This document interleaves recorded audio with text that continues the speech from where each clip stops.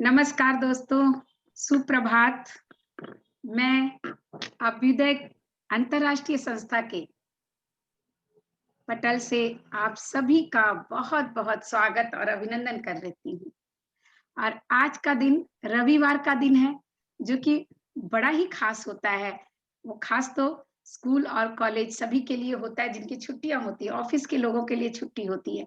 लेकिन हमारे लिए ये खास इसलिए होता है कि आज हम एक खास प्रोग्राम करते हैं और जिसमें कि हम हमारे एक बहुत ही महान चरित्र रामचरितमानस के चरित्र हनुमान जी के ऊपर उनके चरित्र से कुछ बिंदु, कुछ ऐसे मोती ढूँढ कर लाते हैं और उन मोतियों पर को हम अपने जीवन में सजाने का प्रयास करते हैं।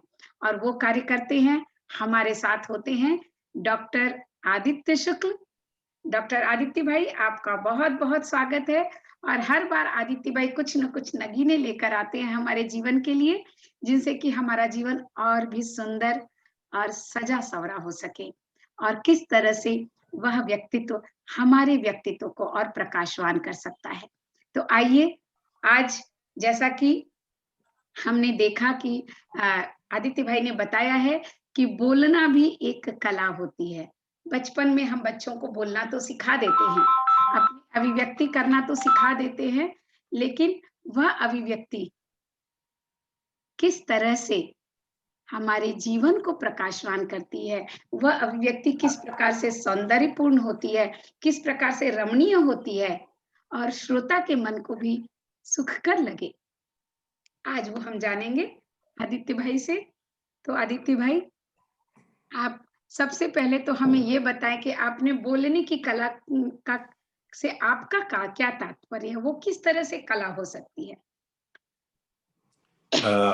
पुनः आपको नमस्ते दीदी, और हमको सुनने वाले सभी साथियों को जय श्री राम। हमारा जीवन मुझको लगता है कि हम जितने कर्म करते हैं जी, उसमें सर्वाधिक कर्म है वो का सुंदर करते हैं। जी, तो जी, सॉरी, बोलिए। हाँ जी, हाँ। कर्म हम करते हैं, बोलना भी एक कर्म है। जी, बिल्कुल। हम कर्म करते हैं उसमें सर्वाधिक कर्म हम बोलने का करते हैं।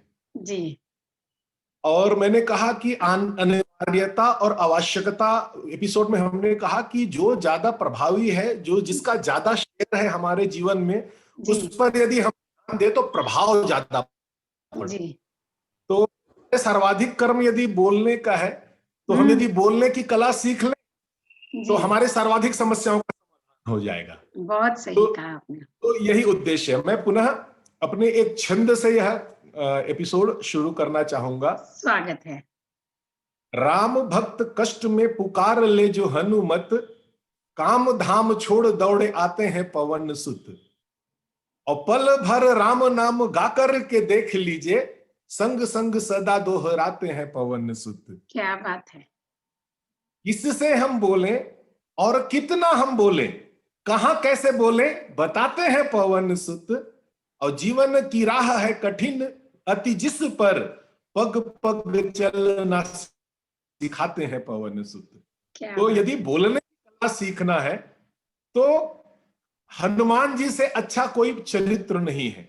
हुँ, मुझको लगता है कि हनुमान जी की बल और बुद्धि की जितनी चर्चा की गई है, हुँ, बोलने की उनकी कला पर ज्यादा बात नहीं किए हैं।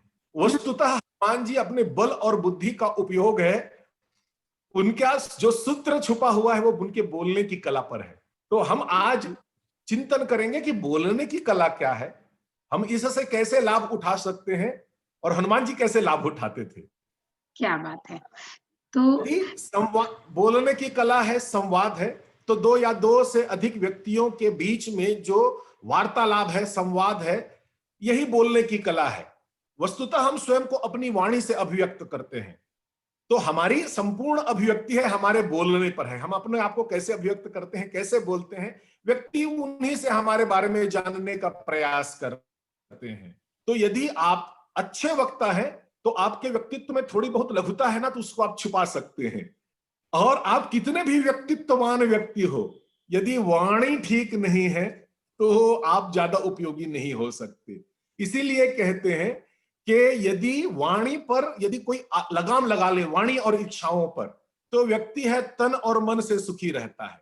एक और बात आपने जो शुरू की थी कि हम बच्चों को बोलना तो सिखाते हैं, तो 1 साल लगता है लगभग लगभग हमको एक व्यक्ति के रूप में बोलने सीखने के लिए, लेकिन क्या बोलना है, कैसे बोलना है, कब बोलना है, यह सीखने के लिए पूरा जीवन कम पड़ जाता है। एक बहुत अच्छा सुभाषित है जो बोलने की कला के विषय में लोगों को उनके महत्व के विषय में कुछ चित्रण करता है। वह है, सतेषु जायते शूरः सहस्त्रेषु च पंडितः। सैकड़ों में कोई शूरवीर मिलता है, हजारों में कोई विद्वान मिलता है। वक्ता 10 सहस्रेषु, 10,000 व्यक्तियों में कोई एक व्यक्ति है वक्ता होता है। और दाता भवति वा न वा, तो दाता है वह हो या ना हो, यह लाखों में कोई एक व्यक्ति होता है। तो आप यदि चिंतन पूर्वक अपने बोलने पर ध्यान दें तो आप 10,000 में एक व्यक्ति हो सकते हैं। इसीलिए यह बोलने की कला का व्यक्तित्व के संदर्भ में बहुत महत्वपूर्ण है। बहुत बहुत सुंदर बात आपने कही कि बोलने की कला का व्यक्तित्व के संदर्भ में इसलिए महत्व हो जाता है क्योंकि सामने वाला आपकी वाणी से ही आपको परखता है।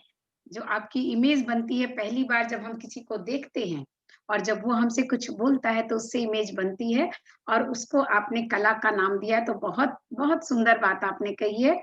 तो अब ये बोलने की जो कला है उसका व्यवहारिक पक्ष, जैसे कि आपने बताया थोड़ा कि वो सामने वाला आपको उस दृष्टि से आंकता है, तो वो एक कला बन जाती है कि कैसे बोलना है। और इसका एक मनोवैज्ञानिक पक्ष भी बनता है। तो ये व्यवहारिक और मनोवैज्ञानिक दोनों पक्ष जो हैं, वो किस तरह से हैं? क्या है वो बताइए इस कला के पीछे, तो फिर हम आगे बढ़ते हैं। वैज्ञानिक पक्ष में जाने से पहले तो मैं व्यवहारिक पक्ष में एक ही बात कहूंगा। जी, शब्द है, आप बोलने के लिए शब्द का उपयोग करते हैं, जी, तो शब्द का अपना कोई कीमत नहीं है। ये शब्द जब आप बोलते हैं तो पता चलता है कि इसकी कीमत कितनी मिलेगी या आपको कीमत चुकानी पड़ेगी। जी, ये आपके शब्द वही बताते हैं। इसीलिए कहते हैं ना, बातन हाथी पाइए, बातन हाथी पांव। आपकी बोलने की कला है तो कोई आपको हाथी या पुरस्कार स्वरूप दे देते हैं। राजा महाराजा है, पहले तो हाथी घोड़ा ये धन हुआ करते थे। उस जमाने की कहावत है कि जब आपकी बोलने की कला अच्छी है तो आपको वो हाथी है पुरस्कार में दे दिया जाएगा, नहीं तो हाथी के पांव के तले कुचलवा दिया जाएगा। तो ये इसका व्यवहारिक पक्ष है। व्यवहार में इसका क्या महत्व है। यदि मनोवैज्ञानिक पक्ष कहेंगे तो हमारे शास्त्र में सुंदर सूत्र है, सत्यम ब्रूयात, प्रियम ब्रूयात। यही मैं बोलने वाली थी अभी। जी जी, सत्य बोलिए, प्रिय बोलिए, सत्यम ब्रूयात, प्रियम ब्रूयात, ना ब्रूयात सत्यम अप्रियम। सत्य को अप्रिय मत बोलिए। यदि सत्य ही बोल रहे हैं, इसका दम है आपको, तो अप्रिय मत बोलिए। लेकिन इससे आगे है, ना सत्यम च प्रियम ब्रूयात, असत्य को भी सुगर कोटेड करके मत बोलिए। बोलने की कला का मनोवैज्ञानिक पक्ष यही है। एषः धर्म सनातन, ये हमारे सनातन धर्म है। इसलिए कबीरदास जी ने भी कहा, ऐसे बानी बोलिए मन का आपा खोए, औरन को शीतल करे आप हूं शीतल होए। तो मनोवैज्ञानिक पक्ष है, इसके 7 स्वरूप है और बहुत सारे स्वरूप हो सकते हैं। आज के इस वार्तालाप के लिए मैंने 7 स्वरूप छांट करके निकाला है। बोलने के लिए आपको यह मनोवैज्ञानिक पक्ष है, सोचना चाहिए क्यों बोलें, किसके लिए बोलें, किससे या किसको बोलें, कब और कहां बोलें, क्या बोलें, कैसे बोलें और कितना बोलें। एक शब्द उपयोग करने से पहले सोचिए मनोवैज्ञानिक रूप से आपको कितना तैयार होना है। क्या हम कभी इतना तैयार होते हैं? जैसे क्यों बोले, आखिर क्यों बोले, बोलना जरूरी है क्या? द्रौपदी है, यदि कुछ क्षण के लिए चुप रह जाती दुर्योधन पर अप्रिय टिप्पणी करने के लिए, तो महाभारत का इतना विद्रूप स्वरूप नहीं आता। क्यों बोले? और इसका दूसरा पक्ष है कि कई बार हम इसलिए चुप हो जाते हैं, क्यों बोले? तो यदि आप अन्याय के खिलाफ मौन रह गए, जुल्म के खिलाफ मौन रह गए, अधर्म के खिलाफ मौन रह गए, इस वाणी का क्या काम? साहिर लुधियानवी जी का बहुत अच्छा शेर है कि जालिम को जो ना रोके वह शामिल है जुर्म में, और कातिल को जो ना टोके वो कातिल के साथ है। दोनों ही परिस्थिति में सोचना है क्यों बोलना है। दूसरा है किसके लिए बोले। बोलने से पहले सोचिए किसके लिए बोल रहे हैं। हम हमेशा बोलते हैं हम अपनों के लिए बात करेंगे, सिर्फ अपने पर आए हैं क्या बोलने के लिए? इसका मनोवैज्ञानिक पक्ष है। सत्य के लिए बोले कि असत्य के लिए बोले, ज्ञान के लिए बोले कि उपयोग के लिए बोले, लोभ के लिए बोले कि त्याग के लिए बोले, न्याय के लिए बोले कि अन्याय के लिए बोले, सुख के लिए बोले कि प्रेम के लिए बोले, सत्य के लिए बोले कि न्याय के लिए बोले। क्या कभी आप सोचते हैं भीष्म पितामह है कौरवों के लिए बोल पड़े, वहीं पर भगवान कृष्ण ने अपनी सेना दे दी कौरवों को, वो बोले मैं सत्य के साथ खड़ा रहूंगा, पांडवों के लिए बोले। क्या आप तय करते हैं सिर्फ अपने पर आया इसी मापदंड में हम सोच करके बोलना शुरू कर देते हैं? नहीं भाई वो तो अपने उसके पक्ष में बोलना है। नहीं, वाणी है उसका एक विशेष उपयोग है। किससे बोले? संवाद से पहले सोच लीजिए, पूर्वाग्रह से ग्रसित व्यक्ति है, कोई विचारधारा से बंधे हुए व्यक्ति है, वहां बोलेंगे तो बहस होगा। सोचिए किससे बोल रहे हैं, कब कहां बोले। समय बहुत मूल्यवान है। समय पर गलत, सही समय पर यदि आप गलत बात बोल दें और समय पर सही बात बोल दें तो दुष्परिणाम ही मिलेगा। आप क्या बोल रहे हैं? बोलते ना मैं तो सही बोल रही हूं, मैं तो सही बोल रहा हूं, मेरी बातों पर आप क्यों क्रोध कर रहे हो? समय सही नहीं होगा। तो ये सब सोचना है क्या बोले, पता ही नहीं क्या बोले। एक बहुत अच्छी घटना है नारद मोह की विश्वमोहिनी स्वयंवर, आप लोग पढ़िएगा रामचरितमानस के बालकांड में। नारद जी को मोह हो जाता है विश्वमोहिनी से और भगवान विष्णु के पास जाते हैं कि बोले भाई मुझको अपना रूप दे दो, सुंदर रूप दे दो। बोले क्यों? कि बोले नहीं आपन रूप दे हूं प्रभु मोही, अन्य भांत नहीं पावं वो ही। तो सृष्टि में सबसे सुंदर आप हो भगवान, यदि सुंदर रूप मुझको दे दोगे तो विश्वमोहिनी को पालूंगा। तो भगवान विष्णु बोलते हैं नारद जी श्योर, मैं अपना ये मुख शरीर तो आपको दे दूंगा, अपना मुखमंडल आपको दे दूंगा, आप 1 मिनट में अलौकिक सुंदरता के हो जाओगे। लेकिन आपको लगता है क्या इसमें आपका कल्याण है? नारद जी समझ जाते हैं। नारद जी कहते हैं कि भगवान आपने कल्याण की बात कही ना, तो कल्याण तो जानने वाले आप हैं। रामचरितमानस की चौपाई है, जिनके यदि जीवन में गुरु नहीं हो, रामचरितमानस को गुरु मान लीजिए और ये चौपाई गुरु मंत्र के रूप में आपको दे रहा हूं। नारद जी कहते हैं कि जही विधि हो ये नाथ हित मोरा, करहु सो बेगी दास मैं तोरा। मेरा हित है आप जानते हो, तो मैं ये कहता हूं विलंब नहीं करना, बस जो आप करोगे उसमें मेरा हित है। क्या बोलना है सीखिए, क्या बोलना है सीखिए, कैसे बोलना है। हाजिर जवाबी लोग होते हैं बहुत लोग, और बोलने के लिए कहते हैं ना दीदी कि बात सीधी हो या हो अटपटी, बात कहने का सलीका चाहिए। यदि आप सलीके से बोलते हैं, कैसे बोलते हैं, तो बहुत प्रभावी वक्ता हो सकते हैं। और अंतिम शब्द है वह मैं कहना चाहूंगा, मनोवैज्ञानिक पक्ष है जो मेरे दृष्टि से लगता है कि कितना बोल, कितने भी ज्ञान की बात बोलोगे, सीमा से, शब्दों की मर्यादा और समय की मर्यादा से बाहर जाते हो तो वो बकवास हो जाता है। अच्छे से अच्छा वक्ता है वह कितना बोलने का यदि ध्यान नहीं रखते हैं तो उनका व्यक्तित्व प्रभावी नहीं होता। तो मनोवैज्ञानिक 7 पक्ष है, यदि एक पक्ष को भी हम सोच लें, आप इस व्याख्यान के बाद बैठ करके सोचिएगा, बोलने से पहले हम क्या इनमें से किसी एक पक्ष का चिंतन करते हैं? कदाचित नहीं। तो प्रयास कीजिएगा, आपको देखिएगा इसका मनोवैज्ञानिक लाभ और व्यवहारिक लाभ कितना मिलता है। बहुत सुंदर बात आपने कही है कि हम सोचते नहीं हैं बोलने के पहले, तो ये कला समझ ही नहीं आती कि ये कला है। बहुत अच्छी बात आपने कही और आपने जब हाथी का उदाहरण दिया तो मुझे भी एक कहानी याद आई जो कि मैंने वाक संवर के अंदर बोलने की कला के अंतर्गत मैंने जो हमारी यात्रा थी उसमें मैंने बताया था। तो ख़ैर अभी उस कहानी को तो नहीं दोहराएँगे, लेकिन उसमें इतनी सी बात थी कि हाथी मर गया। राजा ने कहा हाथी के मरने की सूचना मत लाना और अपने सेवकों को हाथी सौंप दिया कि इसे मरने की सूचना मेरे तक जो लाएगा उसका सर कलम कर देंगे। और हाथी कमजोर था, बीमार था तो मर गया।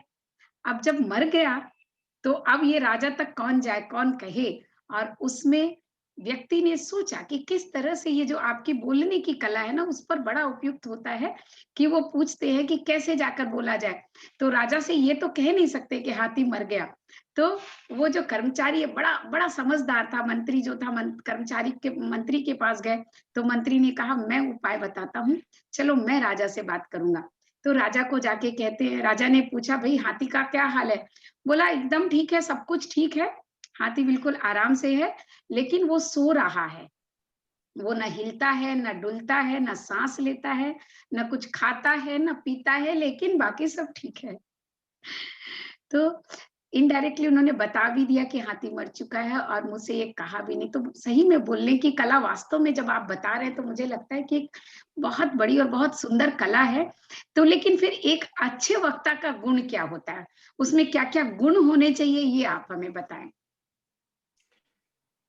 ये बोलने की कला है, यह हम जीवन भर उपयोग करते हैं बोलना, और हाँ, जीवन भर सीखना है। तो बिल्कुल। अध्यात्मता के कुछ गुणों को हम कैटेगराइज नहीं कर सकते। फिर हुँ, भी इस विषय की जो मांग है और आपका प्रश्न है, उस प्रश्न के लिए मैं दो बातें कहूंगा। यदि हुँ, हमको तुरंत सीख करके आगे बढ़ना है, तो अच्छे वक्ता के रूप में दो चीज है। पुनः एक सुभाषित मैं यहां पर उद्धृत करना चाहूंगा। यथा चित्तम तथा वाचो, यथा वाचस तथा क्रिया, चित्ते वाची क्रियायांचा साधु नाम एक रूपता। हुँ, चित्तम, जैसे आपका चित्त है, जैसे आपका मन है, तथा वाचो, वैसे ही बोलिए। वाचस तथा क्रिया, जैसे आप बोल रहे हैं वैसे ही क्रिया कीजिए। जी, हमारी समस्या है, हमारे मन में कुछ रहता है, हम बोलते कुछ हैं, करते कुछ हैं, देखने वाले ही समझ में नहीं आता कि ये क्या कर रहा है। तो हुँ, आप अच्छे वक्ता का गुण है, हो सकता है कि आप ये सब करके किसी को कुछ देर के लिए दिग्भ्रमित कर सकते हैं, प्रभावित कर सकते हैं। जी, ये कालातीत नहीं होता, यह प्रभाव है दूर तक, देर तक नहीं रहता। तो यथा चित्तम तथा वाचो, जैसा चित्त है वैसा बोलिए। यथा वाचस तथा क्रिया, जैसे बोल रहे हैं वैसे कीजिए। हम लोग लोगों को उपदेश देने के लिए, विशेषकर माता पिताओं से मेरा अनुरोध रहेगा। हम बच्चों को ज्ञान देने के लिए तो कह लेते हैं, लेकिन वो क्रिया हम खुद नहीं करते, तो हमारे बोलना प्रभावी नहीं होता।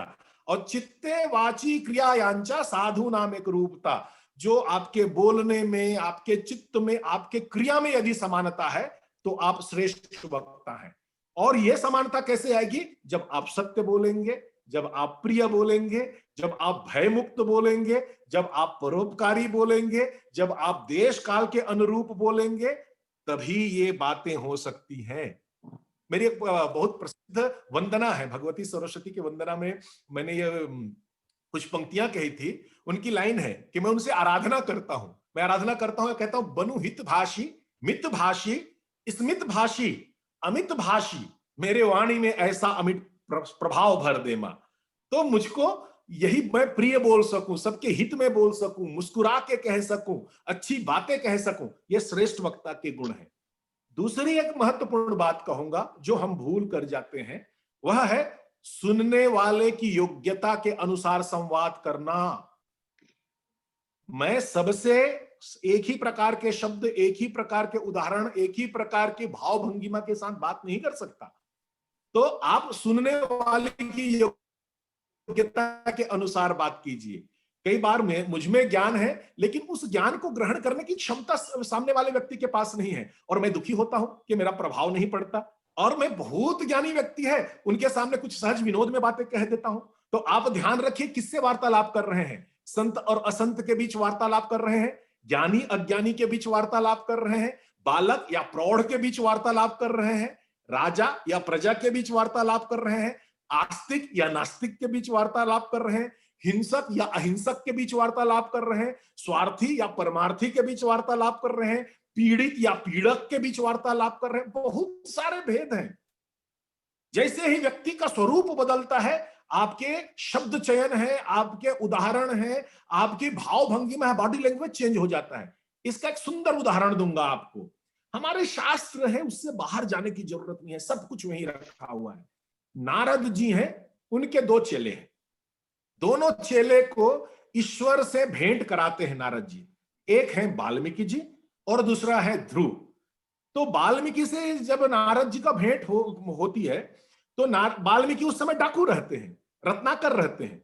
तो नारद जी उनको प्रेरित करते हैं कि भाई कब तक ये काम करोगे, ईश्वर का भजन करो। तो वाल्मीकि जो रत्नाकर हैं, उनको लगता है कि हाँ नारद जी सही कह रहे हैं। तो बोले ठीक है, आप कह रहे हैं तो आप ही गुरु बन जाओ और मुझको गुरु मंत्र दो। नारद जी ने उनको गुरु मंत्र दिया, एक काम करो तुम मरा मरा जपो, क्योंकि ये तुम्हारे कर्म में बहुत अच्छा फिट होता है कि तुम मारने काटने का काम करते हो ना, तो ये मंत्र भूलोगे नहीं। और क्या हुआ, उल्टा नाम जपे जग जाना, और वाल्मीकि भय ब्रह्म समाना। लेकिन वही नारद जी, जब उनकी मुलाकात ध्रुव से होती है, ध्रुव है मन में खिन्न हो करके अपने पिता की जो उपेक्षा को, मन में बहुत पीड़ित होता है बालक, और उनकी माता कह देती है कि तुम्हारे पिता है वो तो भगवान है, तो भगवान की खोज में जंगल में चले जाता है, और वहां नारद जी मिल जाते हैं। नारद जी बोलते हैं कि बेटा कहां जा रहे हो? तो बोले ईश्वर की खोज में जा रहा हूं। नारद जी बहुत समझाते हैं, तो ध्रुव कहते हैं देखो मेरा लक्ष्य तो तय है, आप मुझको भटका नहीं सकते, हाँ मेरी मदद कर सकते हैं, मेरे गुरु बन जाइए और मुझको ऐसा मंत्र दे दीजिए जो मैं ईश्वर को प्राप्त कर सकूं। नारद जी हैं, ध्रुव को 12 अक्षर मंत्र देते हैं, ओम नमो भगवते वासुदेवाय। दो शिष्य हैं, दोनों को ईश्वर प्राप्त करना है। वाल्मीकि को वो मरा मरा का मंत्र देते हैं और ध्रुव को ओम नमो भगवते वासुदेवाय का मंत्र देते हैं। सोचिए ये नारद जी ये दोनों मंत्र को उल्टा कर दे। यदि वो वाल्मीकि रत्नाकर को कहे कि तुम एक काम करो, ओम नमो भगवते वासुदेवाय नमः का जाप करो, तो वो कहते हैं नारद जी इससे अच्छा तो मार काट ही ठीक है, इतना कठिन मंत्र कौन याद करे। और ध्रुव से कह देते कि तुम मरा मरा मंत्र का जाप करो, तो वह संस्कारी बालक है, वह मरा शब्द को अहिंसा से जोड़ता और नारद जी पर विश्वास नहीं करते। तो कहने का अर्थ यह है व्यक्ति की योग्यता के अनुसार संवाद कीजिए। हम मूलतः भूल जाते हैं कि हम ज्ञानी के साथ अज्ञानी जैसे संवाद कर लेते हैं, पीड़ित के साथ पीड़क जैसे संवाद कर लेते हैं, आस्तिक के साथ नास्तिक जैसे संवाद कर लेते हैं, बहुत बहुत सुंदर, और बहुत दुखी ही रहते हैं। सुंदर आपने बात कही है कि जगह वस्तु को देख करके व्यक्ति के हिसाब से जो बातें हो, तो वो जो सारी बातें हैं, वो उसको कहते हैं अच्छे वक्ता के गुण। कि सामने वाला व्यक्ति कौन है। बहुत सुंदर उदाहरण भी आपने दिया वाल्मीकि का और नारद मुनि का और बालक ध्रुव का, बहुत सुंदर उदाहरण है। और जब हम किसी चीज का उदाहरण दे देते हैं ना, तो बातों को समझना बड़ा आसान हो जाता है। तो हम चल रहे थे हनुमान जी की बातों को लेकर के, कि हनुमान जी के व्यक्तित्व में जैसे आपने बताया एक अच्छे वक्ता के गुण क्या-क्या हैं और बहुत सुंदर उदाहरण दिए, तो वैसे ही आप हमें अब ये बताएँ कि रामचरितमानस के वे प्रसंग जहाँ की हम हनुमान जी की वाक्पटुता को उसको समझ सके, उस प्रसंगों के आधार पर कि आपने किस तरह से इसको जोड़ा है? हनुमान जी हैं, फिर उनके वक्ता होने पर ही हम बरसों बात कर सकते हैं। जी, लेकिन मुझको लगता है कि पुनः इस समय की मर्यादा को ध्यान रख के जी, मैं दो विशेष गुण हनुमान जी के लेकर के आऊंगा, उनकी ज़रूर। वाक्पटुता। जी, पहला गुण है किसी से वार्तालाप करते समय या संदेशवाहक के रूप में कथा एवं व्यथा के महत्व को समझना। हनुमान जी बखूबी समझते थे हुँ, कि किससे किसकी कथा कहनी है और अच्छा, कब से किसकी व्यथा कहनी है। हनुमान जी ये बखूबी जानते थे। हम हमारी समस्या क्या है, हम हर जगह या तो अपनी कथा कहना शुरू कर देते हैं या अपनी व्यथा कहना शुरू कर देते हैं। बहुत सही। मैं किसी व्यक्ति को फोन करता हूं अपना सबसे प्रिय जान करके कि मैं अपने मन की एक अच्छी बात आपको बताना चाहता हूं। बोले क्या जी, बताना चाहते हो?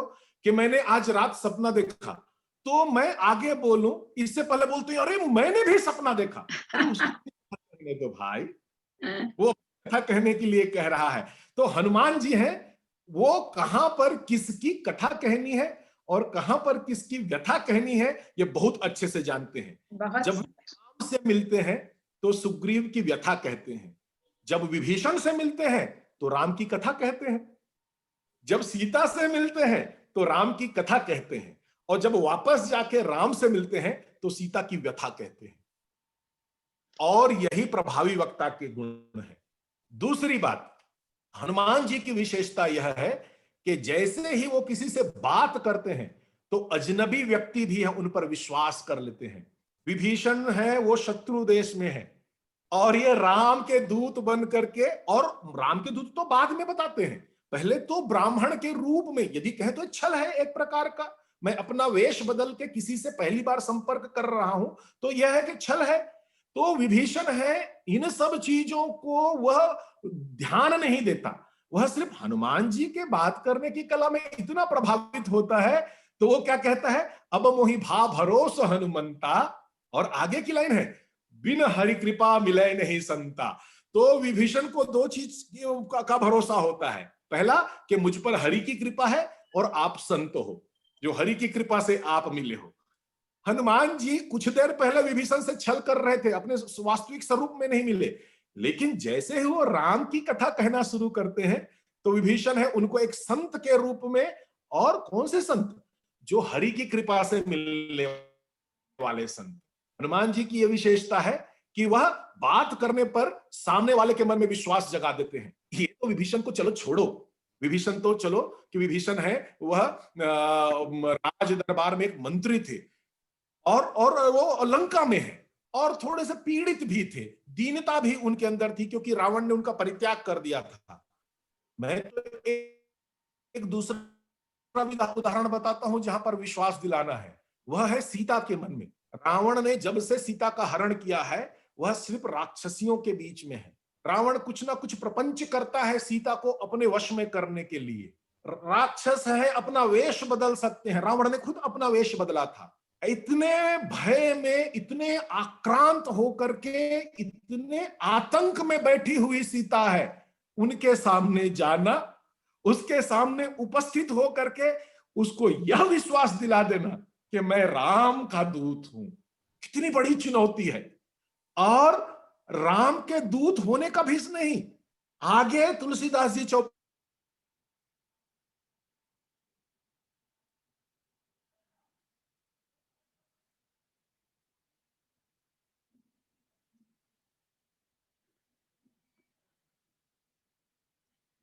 बहुत बहुत सुंदर बात आप बता रहे थे कि हनुमान में किस तरह से ये कला है, और कहीं न कहीं आपका वीडियो स्टिल हो गया है। शायद नेट की समस्या आई है, तो 1 मिनट के लिए। मैं कहां कहां पर था मुझको पता नहीं। हाँ, मुझे पता है, आपने विभीषण की बात कंप्लीट की थी और उसके बाद आप सीता जी के लिए बता रहे थे कि सीता जी किस तरह से राक्षसियों से घिरी हुई हैं, है ना? और जी वहाँ उससे आगे को आपको उससे आगे बढ़ना है। थोड़ा रिपीट भी हो जाएगा, इसलिए थोड़ा पहले का बता दिया। जी, तो मैं प्रारंभ कर सकता हूं। एकदम बिल्कुल। तो हनुमान जी के वक्ता होने की सबसे बड़ी विशेषता यही है, हुँ, हनुमान जी हैं, वह जिनसे बात करते हैं उनके मन में विश्वास होता है हनुमान जी पर। जी, जी। विभीषण है, विभीषण के मन में विश्वास होता है, और विभीषण के मन में क्या विश्वास होता है, अब मोहि भा भरोस हनुमंता, और बिन हरि कृपा मिले नहीं संता। जैसे ही वो राम की कथा सुनाते हैं, विभीषण को दो चीज का विश्वास होता है कि पहले तो हनुमान जी संत हैं, और हनुमान जी वस्तुतः उनसे छल करते हैं, वो ब्राह्मण का वेश बना करके जाते हैं। जी, विभीषण है इस बात पर ध्यान नहीं देता, उनके बातों से इतना प्रभावित होता है वह कि वह हनुमान जी को महान संत कहते हैं, और ऐसे संत जो हरि की कृपा से मिलते हैं। और इससे आगे जो हनुमान जी पर विश्वास की बात है, वह है सीता के मन में विश्वास, क्योंकि सीता जी का से हरण हुआ है, वह राक्षसियों के बीच में है, नाना प्रकार के रूप धारण करने वाले मायावी लोगों के बीच में है, जी, और रावण है सीता जी पर अधिकार प्राप्त करने के लिए भी करने को आतुर है। इस परिस्थिति में, इतने भय में, इतने आतंक में जी रही सीता के सामने जा करके उनसे वार्तालाप करना, और उनको यह विश्वास दिला देना कि मैं राम का सेवक हूं, राम का भक्त हूं, राम का दूत हूं, ये छोटी मोटी चुनौती नहीं थी हनुमान जी के सामने। जी। लेकिन कपिल वचन सप्रेम सुनी, उपजा मन विश्वास। जैसे ही हनुमान जी के प्रेम में वचन सुनती हैं सीता जी, उनके मन में विश्वास हो जाता है। और विश्वास क्या, सिर्फ यह विश्वास नहीं कि हनुमान जी राम के दूत हैं, उनको यह विश्वास होता है कि जाना मन क्रम वचन यह कृपा सिंधु कर दास। ये मन कर्म वचन से राम जी के दास हैं। आप सोचिए कि छोटा मोटा विश्वास है, और यह विश्वास आगे चल करके सीता के मन में इतना विश्वास होता है कि सीता जी हैं उनके से कहती हैं कि हे हनुमान, मैं तो लगभग लगभग प्राण त्यागने के लिए तैयार बैठी थी। बुड़त बिरध जलधि हनुमाना, मैं तो विरह के समुद्र में डूब रही थी। हम भयहु तात मोह कहूं जल जाना, तुम तो तुम तो मेरे लिए जलयान बन गए। तुम तो मेरे लिए एक साधन बन गए कि मैं अपना जीवन बचा करके रख सकूं। हनुमान जी है, यह विश्वास सीता जी के मन में जगाते हैं, इतना विश्वास जगाते हैं कि जो सीता है पहली बार हनुमान जी से मिल रही हैं, वह है इतना प्रिय हनुमान जी को समझती हैं कि वे अपनी संपूर्ण पीड़ा कह देती हैं। राम जी की शिकायत भी करती हैं, राम जी से शिकायत करती हैं कि कोमल चित कृपाल रघुराई, कपि कही हेत धरे निठुराई। हे हनुमान, वो तो बहुत कोमल स्वभाव के हैं, लेकिन मेरे लिए इतना निष्ठुर क्यों हो गए हैं? सहजबान सेवक सुखदायक, कबहु क सुरति करत रघुनायक। कभी मुझको स्मरण में भी करते हैं। सीता जी हैं, इतने प्रेम से मिलती हैं हनुमान से कि उनको ऐसा लगता है जैसे कोई उनके मायके से कोई आ गया हो, उनके दुख सुख को बांटने वाला कोई आ गया हो।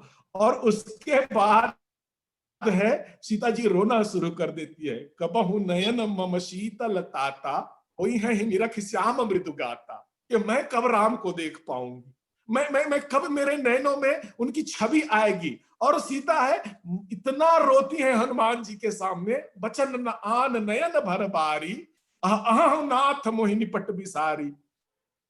हनुमान, तुम्हारे प्रभु ने तुमको लगभग लगभग विसार दिया है। सोचिए कि सीता अपने मन के जो बांध को अब तक बांध के रखी हुई थी, हनुमान जी के वचनों को सुन करके उनको अपना प्रिय जान करके संपूर्ण पीड़ा उसके सामने उड़ेल देती है। हनुमान जी भी है, पुनः वार्ता उनसे स्थापित करते हैं। देखी परम बिरहाकुल सीता, और बोले कपिल मृदु मचन पुनीता। और जो आगे वो कहते हैं वह अद्भुत है। मैं सबसे अनुरोध करूंगा कि बाल कांड के दोहा नंबर 14 से 15 का ये संवाद पढ़िएगा, हनुमान जी और सीता जी के बीच का संवाद। हनुमान जी कहते हैं कि माता, कि आप कहती हो ना मैं बहुत प्रेम करती हूँ रघुनायक को, तो बोलते हैं जग जननी मानहु जिय ऊना, तुमते प्रेम राम के दूना। इस सृष्टि में एकमात्र व्यक्ति हुए हैं जिन्होंने प्रेम को मापा है, और मापा ही नहीं है, उसका तुलनात्मक अध्ययन भी किया है। और प्रेम किसी सामान्य व्यक्ति का नहीं, राम और सीता के प्रेम का। ये हनुमान जी की वाक्पटुता थी। वो कहते हैं माता कि जो आपका प्रेम है ना, वह राम जी आपसे दुगुना प्रेम करते हैं। और इस तरह सीता जी को ऐसी बातें कहते हैं राम जी के संदर्भ में। बोलने की कला क्या है? कुछ क्षण पहले सीता जी हैं, विरह में प्राण त्यागने को बैठी थी, वो सीता है हनुमान जी से जब वार्तालाप करती हैं तो प्रभु संदेश सुनत बैदेही, हम मगन प्रेम तन सुधि नहीं तेही। इतना ज्यादा प्रसन्न हो जाती हैं कि उनको अपना तन का भी सुध नहीं रहता। ऐसी बात करनी चाहिए लोगों के सामने। लेकिन इसके विपरीत वही हनुमान जी है, जब राम जी के पास आते हैं और राम जी उनसे पूछते हैं कि हनुमान, कहूं तात कही भांति जान की, कि सीता किस प्रकार रहती है, रहती करती रक्षा सौ प्राण की। वो अपने प्राण की रक्षा कैसे करती है हनुमान, वह जीवित तो है ना। तो हनुमान जी हैं, अपने बातों से राम जी पर व्यंग करते हैं, जबकि वो दास हैं। लेकिन एक वक्ता के रूप में क्या कहते हैं कि नाम पाहरू दिवस निसी, ध्यान तुम्हार कपाट। कि बोले राम जी, सीता जी का प्राण है ना, वह सुरक्षित है, वह जाएगा भी नहीं, क्योंकि 3 लेयर की सुरक्षा है उनकी। पहली लेयर है नाम पाहरू दिवस निसी, तुम्हारा जो नाम है दिन रात सीता जी रटते रहती हैं, राम राम राम राम, ये पहरा दे रहे हैं चारों तरफ उनके प्राण के।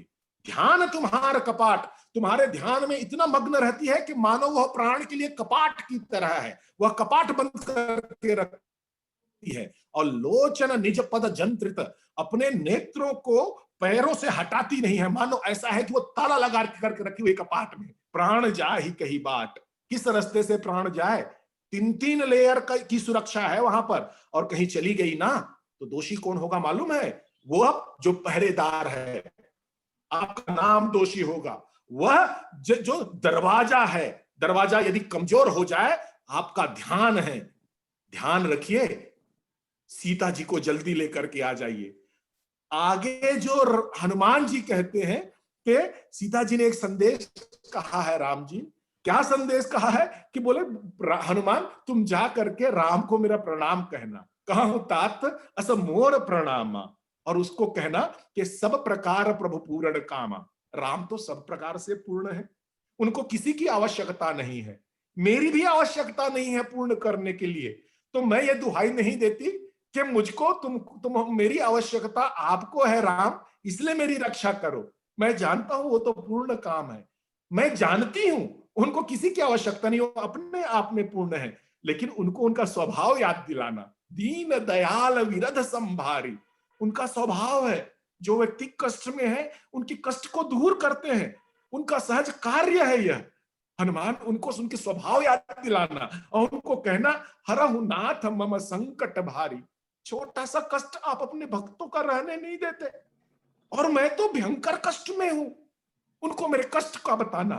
सीता के अति विपत विशाला, जो सीता का दुख है राम बहुत ज्यादा है, बिना ही कहे भली दीन दयाला। मैं ज्यादा नहीं कहूंगा, मैं इतना ही कहूंगा कि निमस निमिष करुणानिधि जाहि कल्प समबीत। उसका एक एक क्षण है कल्पों के समान बीत रहा है। बेगी चले प्रभु आने ही, भुज बल खल दल जीत। जल्दी कीजिए, जल्दी कीजिए, एक क्षण भी विलंब मत कीजिए। ये हनुमान जी जब सीता की व्यथा सुनाते हैं तो राम जी के संपूर्ण जीवन में राम कभी अधीर नहीं होते, राम बहुत धैर्यवान व्यक्ति हैं। ये हनुमान जी की बोलने की कला है कि सुन सीता दुख प्रभु सुख ऐना, सदा सुख में रहने वाले राम हैं, विपरीत परिस्थिति कष्टों में भी सुख में रहने वाले राम हैं।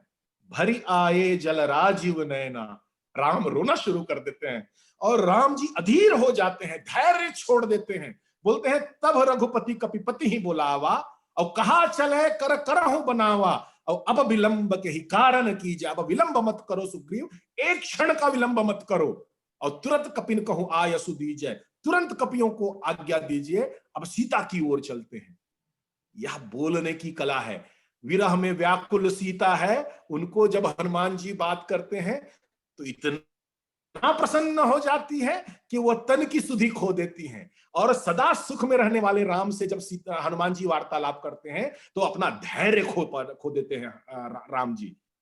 वार्ताकार को इतना प्रभावी होना चाहिए, यह हनुमान जी से सीख सकते हैं हम। बहुत बहुत सुंदर बात आपने बताई।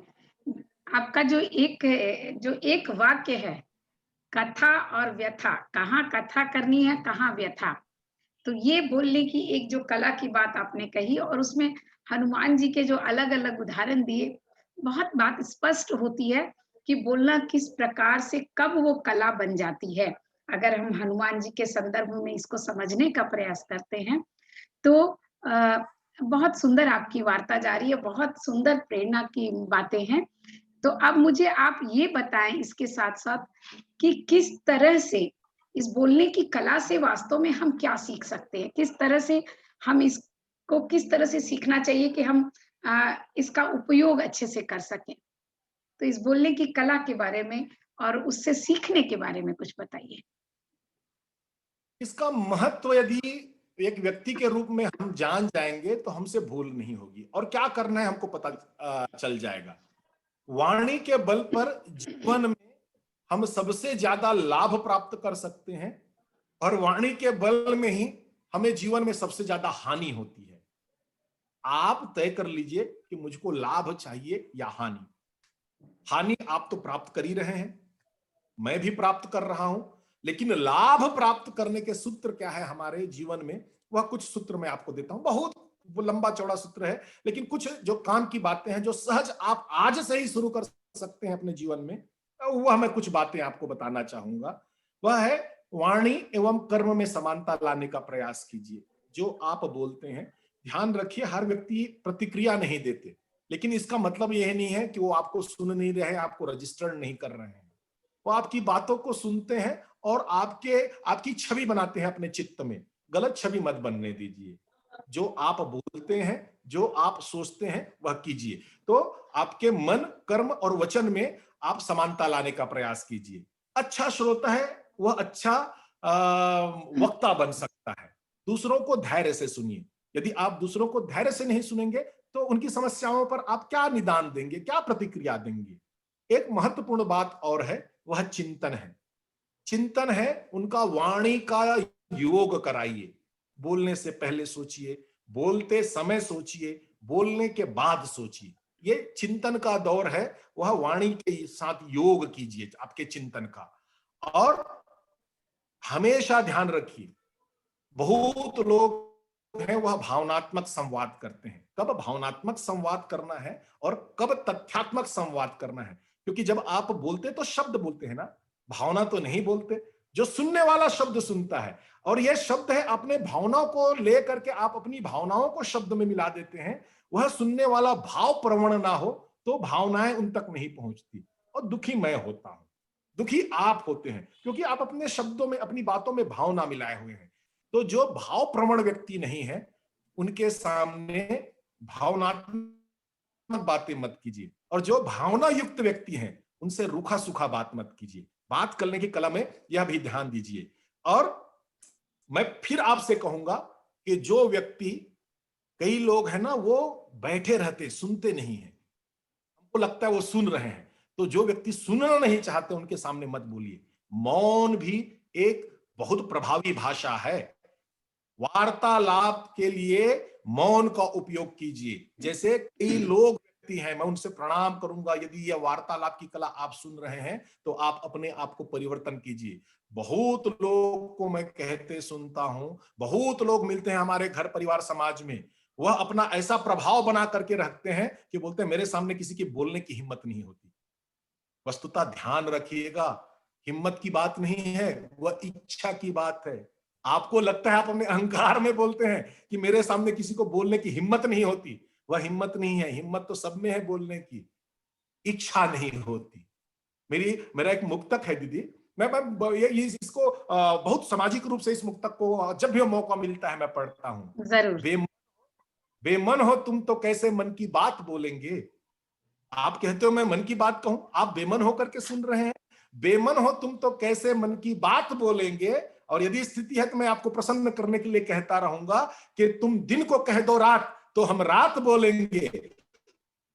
और तुम में सच को सुनने की अगर हिम्मत नहीं होगी तो सच मानो हमेशा लोग झूठी बात बोलेंगे। ऐसे बहुत लोग हैं। बहुत बहुत सुंदर।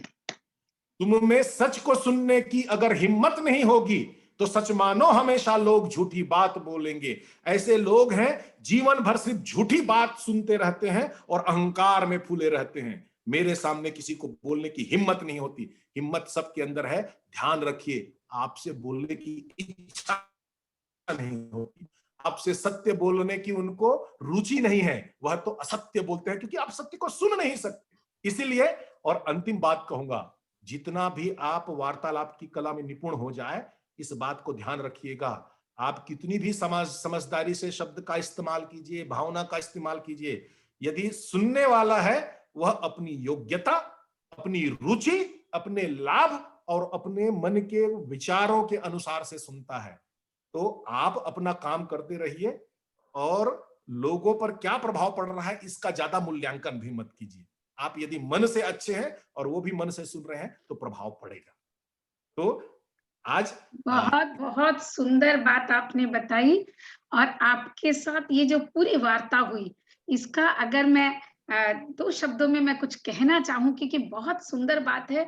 ये जो बोलने की कला है ना, आज हम जिस युग में रह रहे हैं, और अभी तो अगर आप देखें तो इस कोरोना काल में ये कला ही काम आ रही है बोलने की, क्योंकि आप व्यक्ति से रूबरू नहीं हो पा रहे हैं सशरीर, और सारी की सारी बातें ऑनलाइन हो रही है। और ऐसे भी जैसे आपने कहा ना, बच्चा सीख तो जाता है 1 साल में बोलना, लेकिन वास्तव में इस कला को सीखने में मुझे लगता है कि 1 जन्म भी कम पड़ जाता है। मैंने बहुत सारे लोगों को देखा है, जो थोड़ी उम्र दराज हो गए, तो उनको लगता है अब इस उम्र में भी मैं ही सीखूँ क्या? मतलब मैंने जितना सीखना था सीख लिया, अब तुम्हें सीखना है। बच्चों से ये कहते हुए सुनती हूँ कि अब तुम्हें सीखनी है वो बातें, मैं तो सीख चुका हूँ। तो ये अहंकार है। मुझे तो बल्कि ये लगने लग गया है कि जैसे-जैसे हम बोलना सीखते हैं, बड़े होते चले जाते हैं, वैसे-वैसे अंदर में एक समझ आती है कि हमें और सीखना है, बोलने की कला और सीखनी है। और उसमें आपने जो बहुत सुंदर एक बात कही, मन, वचन और कार्य, खास करके माता-पिताओं के लिए या गाइड के लिए या बुजुर्गों के लिए, कि जो आप बोलते हैं, वो मन से बोलते हैं और वो आपकी क्रिया में भी दिखना चाहिए, तब वो प्रभावी होता है। और इमेज सिर्फ बोलने से नहीं, आपकी व्यवहार से भी बनती है। तो इसीलिए कभी-कभी कहा जाता है ना कि मौन ज़्यादा मुखर होता है बोलने से। तो बोलने की जिस कला की बात आपने कही, बहुत सुंदर बात कही। और हम जैसे बोलते हैं सामने वाला वैसे ही ले, ये ज़रूरी नहीं है, वो अपनी सामर्थ्य के हिसाब से उसको लेता है। तो लेकिन हम अपनी सामर्थ्य से भरपूर दें, सारा दें और अच्छे से दें, बाकी ईश्वर पर छोड़ देना चाहिए। और हनुमान जी के संदर्भ में तो बहुत अच्छा रहा। तो बहुत-बहुत धन्यवाद आदित्य भाई, बहुत सुंदर यात्रा थी आपके साथ इस बोलने की कला को सीखने की। और मुझे लगता है कि हर सुनने वाले ने ज़रूर कुछ न कुछ इसमें से गुना होगा। तो बहुत-बहुत धन्यवाद। धन्यवाद।